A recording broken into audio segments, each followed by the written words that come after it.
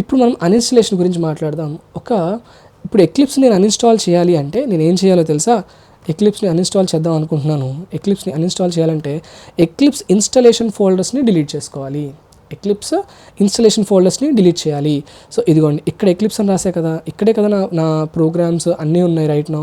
Just దీన్ని delete చేస్తే చాలు, ఎక్లిప్స్ డిలీట్ అయిపోద్ది. ఒకసారి దీన్ని రీఫ్రెష్ చేస్తాను గైస్. రీఫ్రెష్ చేస్తే ఇదిగోండి, రీఫ్రెష్ చేస్తాను.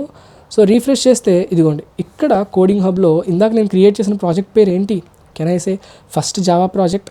ఇదిగోండి, ఇక్కడ వచ్చేసిందా లేదా? మీరు క్రియేట్ చేసే ప్రతి ప్రాజెక్ట్ మీ దాంట్లోనే ఉంటాయి. ఇదిగోండి, ఫస్ట్ జావా ప్రాజెక్ట్లో మీరు గమనిస్తే ఎస్ఆర్సి, ఇదిగోండి ఎస్ఆర్సిలోకి వెళ్తే com.array programs, ఇదిగోండి రివర్స్ ప్రోగ్రామ్ ఇదిగోండి ఎస్ఆర్సిలో com.array programsలో రివర్స్ ప్రోగ్రామ్ స్టూడెంట్ ప్రోగ్రామ్, అదిగోండి రివర్స్ ప్రోగ్రామ్ స్టూడెంట్ ప్రోగ్రామ్ కనిపిస్తున్నాయా లేవా?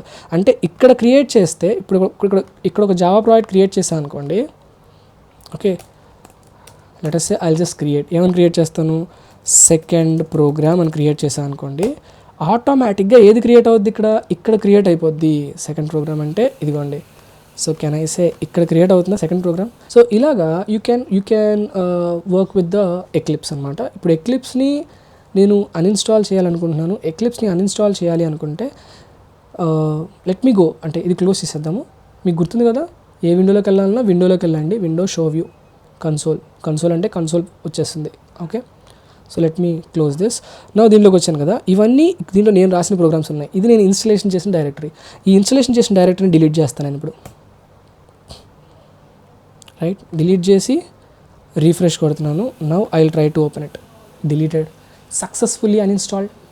అంటే సింపుల్గా చెప్పాలి అంటే ఎక్లిప్స్ని మీరు స్టార్టింగ్ ఎక్కడైతే ఇన్స్టాల్ చేస్తారో ఆ ఫోల్డర్ని డిలీట్ చేస్తే ఆటోమేటిక్గా అన్ఇన్స్టాల్ అయిపోద్ది. కానీ గుర్తుపెట్టుకోండి, నేను ఇన్స్టాల్ చేసింది ఒక చోట, ప్రోగ్రామ్స్ రాసింది ఒక చోట. ఇదిగో నేను రాసిన ప్రోగ్రామ్స్ అన్నీ సేఫ్గా ఉన్నాయా లేవా? First Java. ఇప్పుడు కావాలంటే ఇవన్నీ ఓపెన్ చేసుకోవచ్చు మీరు ఫ్యూచర్లో. ఇదిగోండి శాంపుల్ ప్రోగ్రామ్ మంచిగా ఓపెన్ అయిందా లేదా? సో గుర్తుపెట్టుకోండి, ఎక్లిప్స్ ఇన్స్టాలేషన్ చేసింది ఏంటి? దానికి ఆటోమేటిక్గా ఇందాక ఒకటి క్రియేట్ అయింది అన్జిప్ చేసిన తర్వాత.